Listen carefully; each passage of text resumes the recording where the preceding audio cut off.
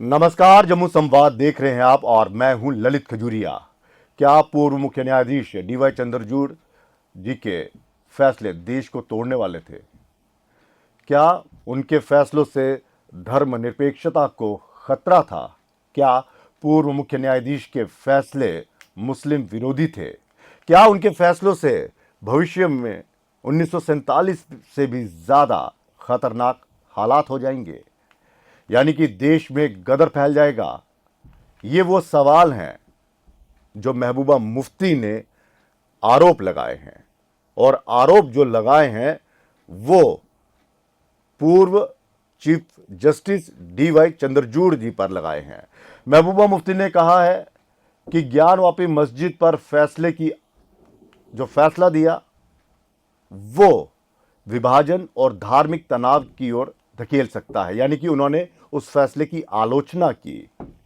उनके गलत फैसलों के कारण मस्जिदों में तलाशी ली जा रही है, जो देश को विभाजन की ओर धकेल सकता है और धर्मनिरपेक्षता की नींव को हिला सकता है। महबूबा मुफ्ती ने कहा कि इन कार्रवाइयों का उद्देश्य लोगों का ध्यान विकास और रोजगार जैसे महत्वपूर्ण मुद्दों से हटाकर विभाजनकारी मुद्दों पर ले जाना है। दरअसल ज्ञानवापी मस्जिद पर बवाल मचा था, आपको याद होगा, और बकायदा उसका पुरातत्व विभाग से सर्वे करवाने का फैसला दिया था। वहां पर यह दावा किया जाता है कि वहां पर बाबा विश्वनाथ जी का मंदिर है और उस मंदिर पर यह मस्जिद जो है वो वहां पर बनाई गई, और शिवलिंग को लेकर वहां पर जो दावे किए जा रहे हैं कि वो शिवलिंग है, और उस पर ही इन्होंने जांच के और एएसआई के जो वहाँ पर वो सर्वे था उसके ऑर्डर दिए थे और उसकी उन्होंने आलोचना की है। उन्होंने कहा कि हमें खून खराबे की ओर धकेला जा रहा है, जैसा कि उत्तर प्रदेश में कुछ घटनाओं में देखा गया जहां 4-5 निर्दोष लोग हिंसा के शिकार हो गए। महबूबा मुफ्ती संभल की उस घटना का यहाँ पर जिक्र कर रही है। यहाँ पर आपको याद होगा कि कुछ दिन पहले ही वहाँ पर एक रिपोर्ट सबमिट करनी थी। वहाँ पर मस्जिद जो बनी है उस पर दावा किया जा रहा है कि यहाँ पर ये मंदिर था और इस मंदिर पर इस मस्जिद का निर्माण हुआ है।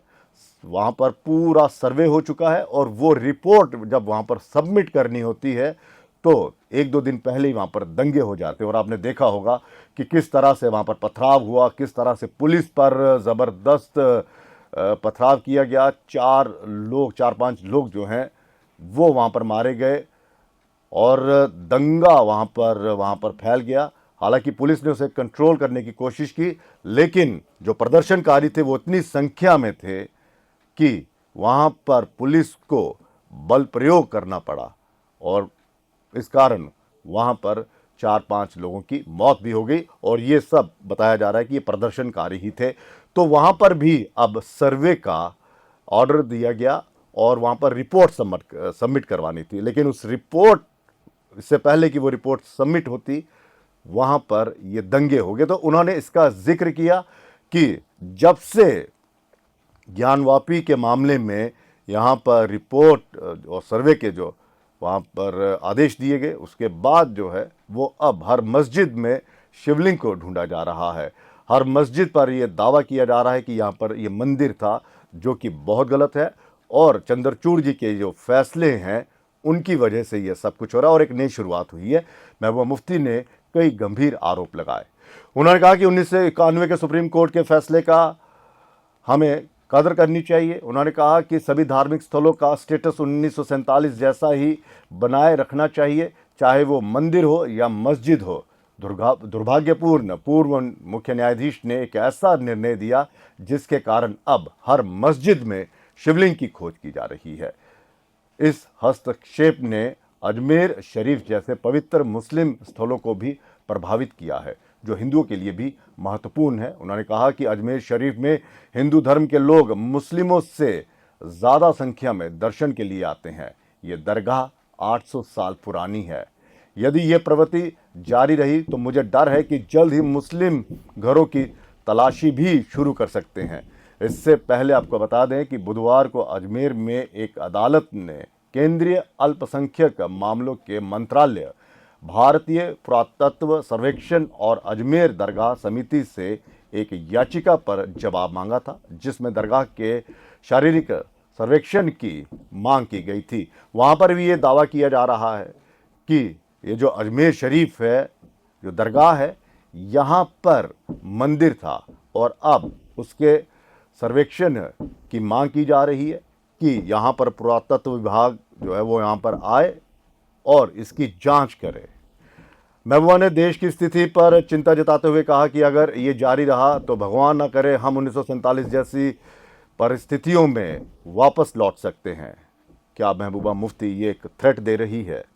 दरअसल आपको बता दें कि जब जम्मू कश्मीर में धारा 370 और 35 को हटाने की चर्चा चल रही थी, तब भी महबूबा मुफ्ती ने ये धमकी दी थी कि अगर यहाँ पर 370 35 को किसी ने हाथ भी लगाया तो यहाँ पर दंगे हो सकते हैं और 1947 से भी ज़्यादा हालात ख़राब हो सकते हैं। आपको याद होगा, इतिहास में भी हम पढ़ते हैं कि जब देश का बंटवारा हुआ था तब देश दंगों की आग में झुलस गया था और उस दंगों को गदर के तौर पर भी याद किया जाता। तो क्या महबूबा मुफ्ती ये अपने बयानों के ज़रिए समझा रही हैं या फिर डरा रही हैं या फिर धमकी दे रही हैं कि अगर भविष्य में इस तरह के और भी मामले आते हैं जहाँ जहाँ अगर विवादित मस्जिद है, अगर वहाँ पर पुरातत्व विभाग ने सर्वे किया या किसी और विभाग ने सर्वे किया, जांच के आदेश दिए, तो 1947 जैसे हालात पैदा हो जाएंगे और गदर फैल जाएगा। क्या महबूबा मुफ्ती ये जतलाना चाहती हैं कि जितना है उतने में ही सीमित रहिए और सर्वेक्षण जो सर्वे करवाने की कोई ज़रूरत नहीं है? 1991 के उन्होंने उस फैसले का भी हवाला दिया है जहां पर ये कहा जा रहा था कि जो वर्शिप एक्ट है उससे ही लागू किया जाए, यानी कि जो मस्जिद है वो मस्जिद ही रहे, जो मंदिर है वो मंदिर ही रहे, उसमें जांच ना हो कि उससे पहले वहाँ पर क्या हुआ करता था। लेकिन आपको याद होगा कि राम मंदिर को लेकर भी एक आंदोलन चला था और वहाँ पर पुरातत्व विभाग ने पूरी तरह से जांच की और पाया कि वो बाबरी मस्जिद नहीं थी, वो बाकायदा भगवान श्री राम का मंदिर था। और उसके बाद जो फैसला आया वो सभी ने स्वीकार किया। अब यहाँ पर भी अदालतों में केस चल रहे हैं और कुछ में याचिकाएं अब दाखिल की गई हैं कि फलां जो मस्जिद है वहाँ पर मंदिर हुआ करते थे, इसकी जांच की जाए। तो जो भी होगा वो देश के कानून, संविधान और अदालत के ज़रिए ही होगा।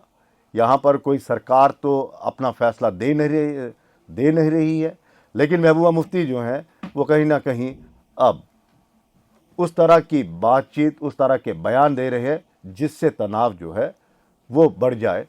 और अब उन्होंने साफ कहा है कि DY चंद्रचूड़ जी के जो फैसले थे वो देश को विभाजनकारी उस पर ले आए हैं। उनके फैसलों से एक गलत संदेश गया है। वो कह रही हैं कि उन्हें डर है कि आने वाले वक्त में हर मुस्लिम के घर की तलाशी कहीं ना ली जाए। तो क्या वो अपने इस बयान से सरकार को चेता रही है, जनता को जागरूक कर रही हैं, या फिर अपनी राजनीति सेक रही हैं? फिलहाल इतना ज़रूर है कि उन्होंने पूर्व मुख्य न्यायाधीश पर ये बयान देकर और आरोप लगाकर एक नई बहस जो है वो छेड़ दी है। इजाज़त दीजिए, नमस्कार।